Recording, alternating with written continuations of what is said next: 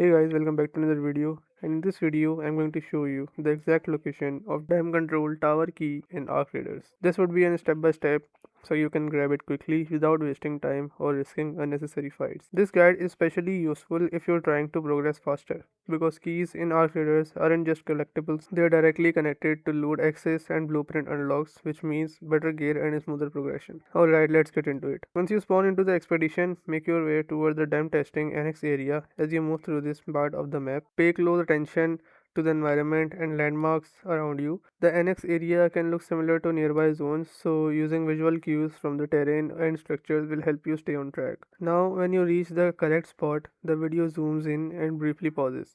This is where the dam testing annex key is located. The pause makes it clear exactly where to look, so make sure you memorize this position if you plan to farm this area more than once. After picking up the key, it is important to understand why it matters.